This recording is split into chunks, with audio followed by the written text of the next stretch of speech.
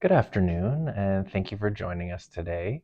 I'm going to be doing a workshop on how to create your own sculpted roses out of air dry clay.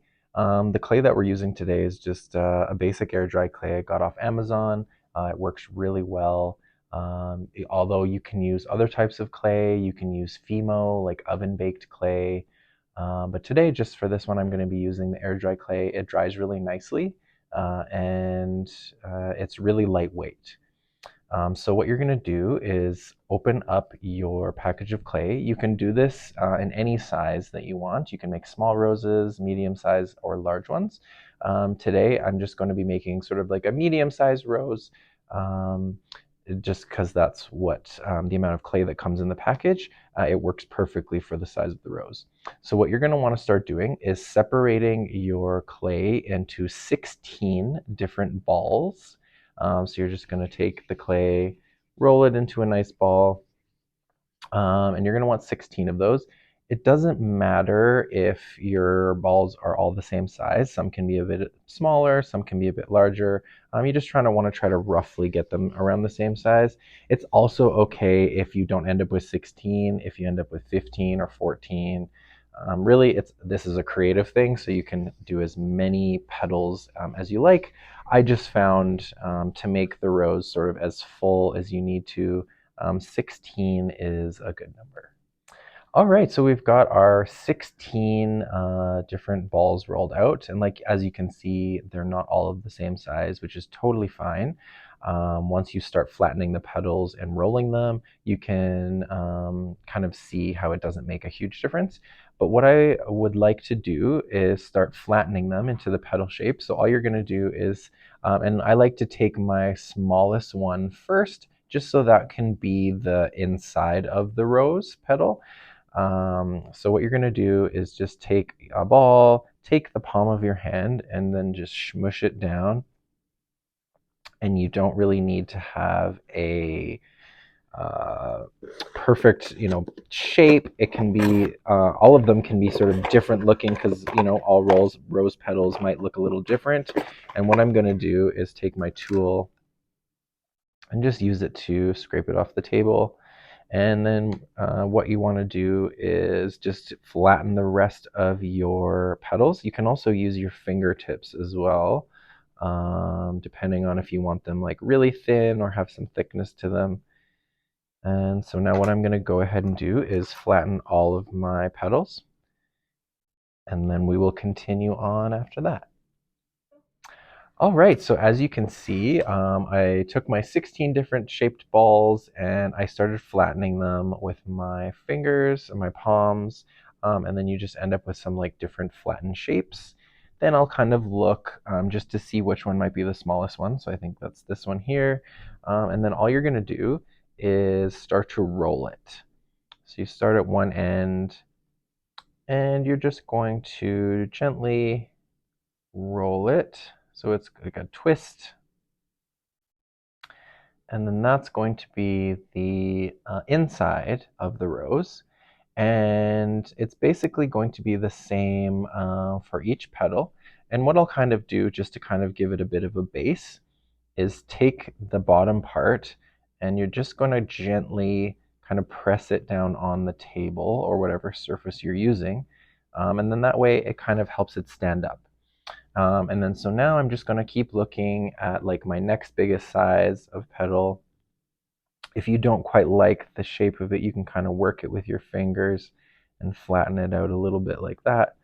Then you're going to do the same thing, but this time you're going to take the middle of your rose and you're going to take your next petal and you're just going to gently wrap it around just like that. And don't worry if you're not really liking like how the petals are sticking up.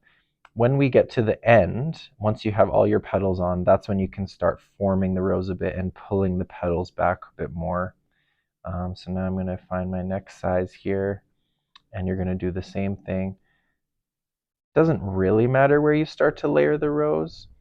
You just want to make sure that there's always kind of an opening, like at the base where you start to put your petals, just because you want them to kind of constantly be overlapping with one another.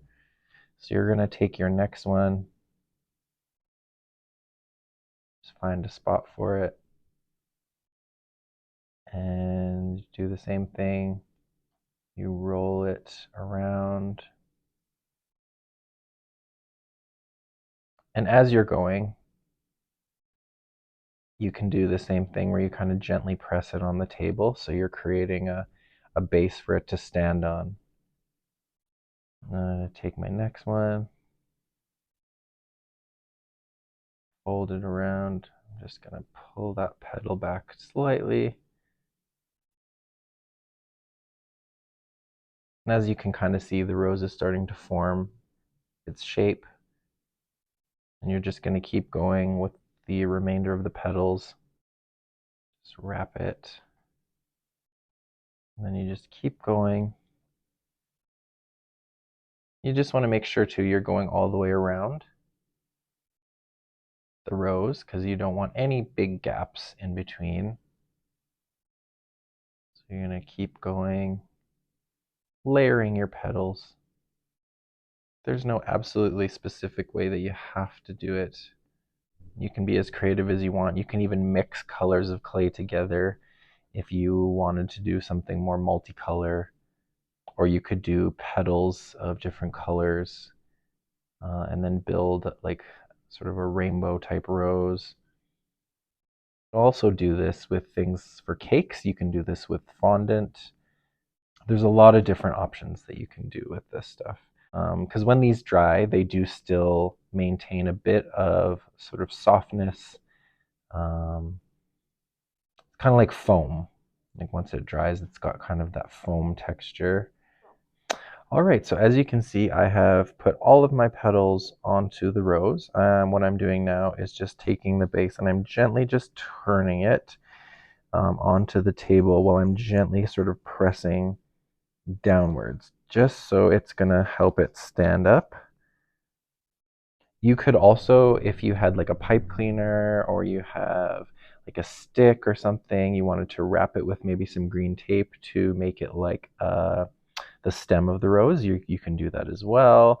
For today's video purpose, I'm just making the rose itself, but there are a lot of creative things that you can do. This is really soft, so you can just stick your stem right through the bottom there. So as you can see, I've got my rose shape.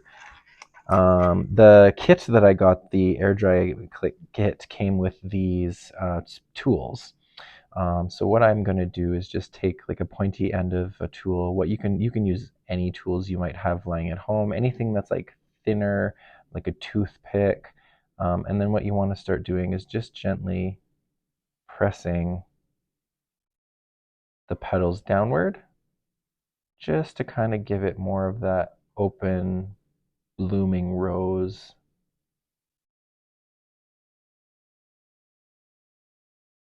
Maybe I want a bit in the middle there, have it a bit more open. So I'm just pushing down with my tool just to make it so all the petals are separated a bit, giving it a bit more dimension.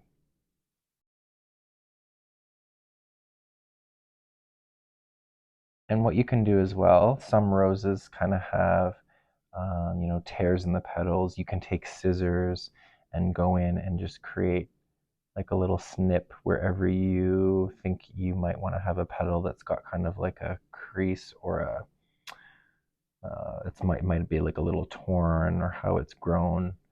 Really, your creative freedom. You can do whatever you want with these. But basically, that's the project. That's the rose. So I can just show you. That is basically your finished product. What I find every time I do them, they always kind of come out looking a little bit different, but I think that's flowers. They all look a little bit different. So I hope that you enjoyed today's craft. and look forward to seeing all the creative things that you can do with these. Thanks for joining us today.